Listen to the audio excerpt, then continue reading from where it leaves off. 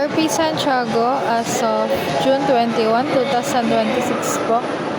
Base po sa DMA kanina, ang hindi natapos ay kay Joyce Sagiped, Flonisa Miling at X Virgel po. Bali ito po kay X Virgel, naka-line up na po for embroidery yung on-shirt niya. Same with Flonisa Miling po. Parcel for pick up na nabawas po ay ito pong kay John Mark Villanueva po. At saka kay yun lang po. Pending area po namin, naayos na po. Bali may mga kiosk tag din po ito. Day off po tomorrow ni Ma'am Cyrene. Bali wala naman pong naiwan na pending po. Store pending po namin. Ito po, bali meron pong dalawa. Bali hindi po ito matatapos today kasi naka-line up po for embroidery. Itong dalawa po. On shirt po ni customer yung isa.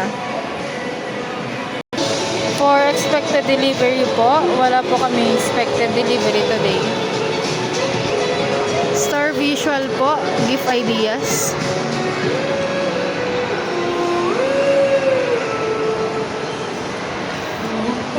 PQ color po.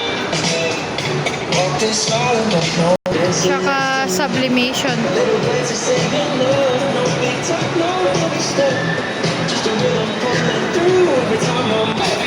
Best seller po.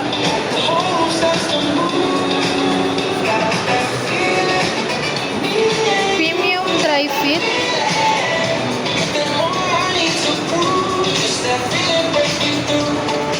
Tsaka bomber jacket po.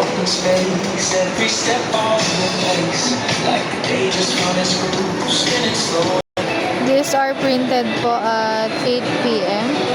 Bali, tali lang po ang aming cash count. Wala pong expenses today. For issued receipt po, meron pong 4. Ito pong 1, 2, 3, 4. For consumable po, bali wala po kaming consumable today. Makikita po sa work order na mostly po ay press fee lang po ang sale today. Press fee, press fee, press fee, press fee.